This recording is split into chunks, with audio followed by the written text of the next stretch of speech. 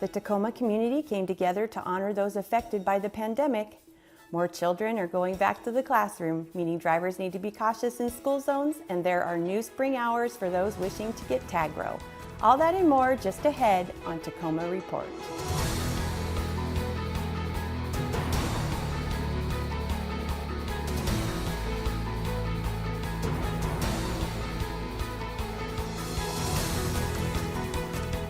Hi, and welcome to this edition of Tacoma Report. I'm Angie Foster.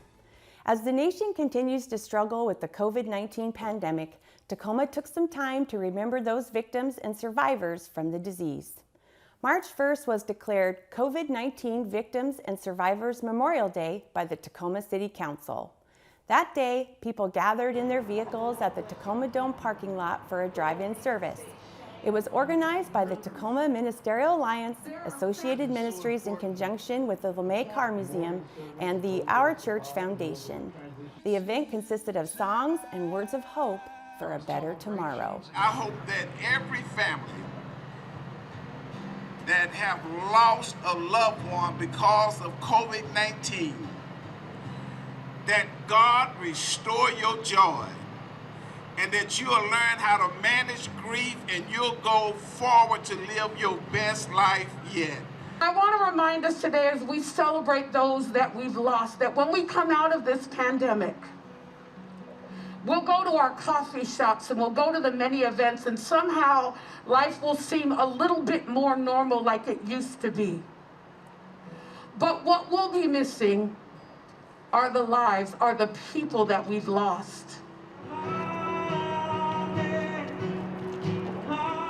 As twilight began to set in, those in attendance walked with glow sticks representing the close to 500 Pierce County residents and the 5,000 Washington State residents who have died from COVID. The glow sticks were placed in a circle near the LeMay Car Museum, a somber remembrance to not only the victims, but also the family and friends affected by the virus. The Tacoma Police Department has deployed more than 270 body cameras since launching the city's new program in January.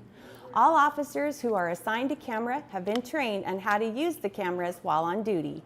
This program was implemented to help improve interactions between officers and community members, as well as being a way to document the encounters that occur. For more details about the body camera program or to learn how to request a video through the public disclosure process, visit the City of Tacoma webpage. Pierce County recently moved into Phase 2 of the state's Healthy Washington Roadmap to Recovery Plan. With that, gyms and exercise facilities can operate at 25% capacity. The Tacoma Police Department urges anyone using an indoor exercise facility to take precautions to keep personal belongings safe. Most thefts occur when valuables are left unattended or unlocked. Consider leaving personal items at home. If you must bring personal items, get a waist pack or a small backpack and keep it on you at all times. Do not leave keys unattended anywhere and use a lock on your gym locker. Keep a written record of valuables, including descriptions and serial numbers. Proof that property is yours can aid in the reporting process and recovery. Report missing or stolen property immediately, and with proper planning, you can help deter crime and make sure the only thing taken during your workout is your pulse. Did you know that small businesses employ nearly half of the American workforce? They create 2 out of 3 new private sector jobs, and they reinvest 68% of revenues to build and sustain communities. Borrowers can apply for the Paycheck Protection Program by downloading the First Draw PPP loan application or Second Draw PPP loan application and working with a participating PPP lender through the SBA Lender Match Tool. Adopting a new pet or a forever friend from the Humane Society for Tacoma and Pierce County is possible even with the COVID restriction. As an essential service to our community, the Humane Society is open for business. We have changed the process a bit. So instead of coming in to just look at everybody to start, we do have all of our customers start at our front door outside of the building to look through a book of our adoptables. And if there's anybody they're interested in, they can fill out an application here at the shelter. Once they do fill that out and turn it in, we do have a minimum number that we need to keep here in the shelter. We can have at most 5 people.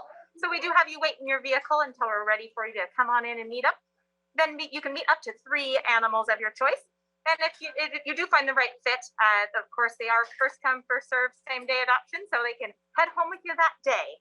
For more information on the Humane Society, including updates, adoption forms, and even a peek at some of the four-legged critters, check out their website. Now is the time to help plan for the future development and land use of the Tide Flats in Tacoma.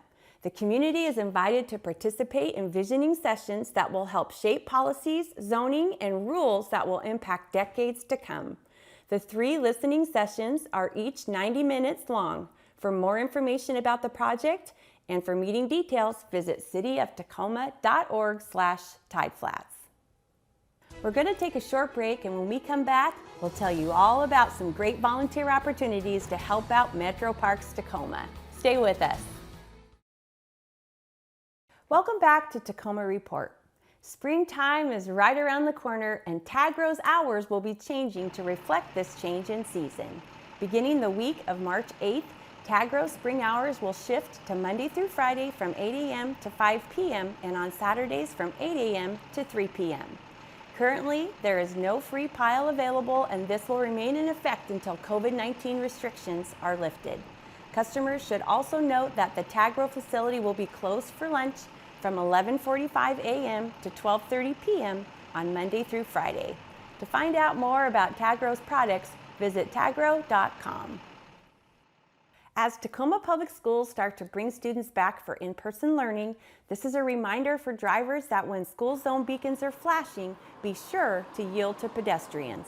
A new school zone has been established at First Creek Middle School at the intersection of South 56th Street and Portland Avenue East. School zone beacons are expected to start flashing in this area before and after school. Drivers are reminded to slow down, drive a maximum of 20 miles per hour, and pay special attention when in a school zone. For an overview of the Safe Routes to School program, check out the city's website. If you're looking to be outside and enjoy our beautiful surroundings, why not help out Metro Parks Tacoma at the same time? This month, there are several work parties taking place and volunteers are needed. On Saturday, March 13th, a group will be gathering at Franklin Park to help remove invasive plants and keep the park clean. Work parties take place here the second Saturday of each month. On March 19th, workers are needed at the Tacoma Nature Center for replanting areas with native plants which will support the natural health of this great habitat. The third Saturday of each month is a chance to help spruce up McKinley Park's green space area. All ages are welcome, and the group will be provided tools and litter bags. On March 27th, help is needed at Charlotte's Blueberry Park to remove invasive plants and help keep the area a fun place for all visitors. And also on the 27th, a work party is taking place at the Wapato Lake Park to help restore the ecology near the wetlands. All work parties are done with COVID-19 guidelines in place. More information on all of these events can be found by going to metroparkstacoma.org. Many nonprofit agencies are able to fulfill vital needs in our community, thanks in part to grants provided by the City of Tacoma. Today, we look at one organization that gives a helping hand to children who need it the most. Lane Fickey has more in this report. A Step Ahead provides developmental services for infants and toddlers with special needs. This group has been doing this since 2001. Many kids are lagging behind in certain skills, and A Step Ahead works with them to get the children up to speed before they start kindergarten. One of the programs is called Boost, which is done through home visits and deals with kids who are in foster care in Tacoma. The City of Tacoma is one of the major grant funders for this program. Infant mental health specialists work with the children on motor skills and speech development and monitor how they are progressing. His muscle tone looks like it's improved as he's not arching back the whole time. Does he seem more relaxed? The purpose of Boost is to help children that have been removed from their homes due to abuse and neglect kind of catch up in their development. So often they're not far enough behind to access other funding that our other kids do, but they clearly have some social emotional needs that need to be addressed. The Boost program sees roughly 80 children a year and supports their overall development, primarily focusing on their social and emotional development, the trauma that they've been exposed to from abuse, and being removed from their homes. Often they're behind in most areas of development because they haven't had the proper environment in which to grow in. So we identify those concerns, and then we help the foster parent or the relative placement kind of target some skills to help in those areas.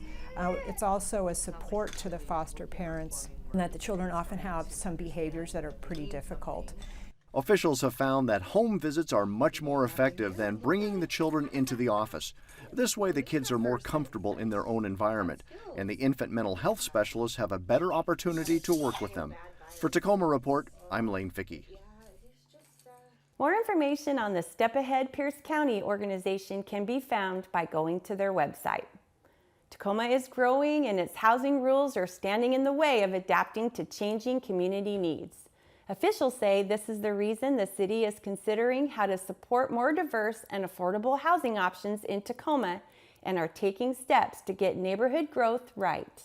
The city is asking the community to provide comment on 2 proposed housing scenarios, policy changes, and an environmental review that would impact about 50% of the land in Tacoma, with the goal to increase housing choices, affordability, and supply.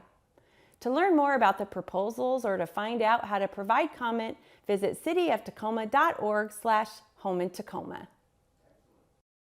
And finally, Environmental Services is seeking public comment to assist the city in defining its stormwater goals. As part of the first phase of the municipal stormwater permit, the city maintains the Stormwater Management Program Plan. This document describes the city's plan for meeting permit goals and managing stormwater within Tacoma and is updated annually. The plan is now available on the city's website until March 19th for review and public comment. Visit cityoftacoma.org/stormwater to learn more today. That's all the time we have on this edition of Tacoma Report. A great way to find out about the services the City of Tacoma has to offer is by going to cityoftacoma.org. Earlier, we shared with you the memorial for the victims of COVID-19 and the families and friends of those who've lost loved ones. As we leave you, here's another look at the tribute that brought light into one of the darkest periods the world has known. Until next time, I'm Angie Foster. Thanks for watching.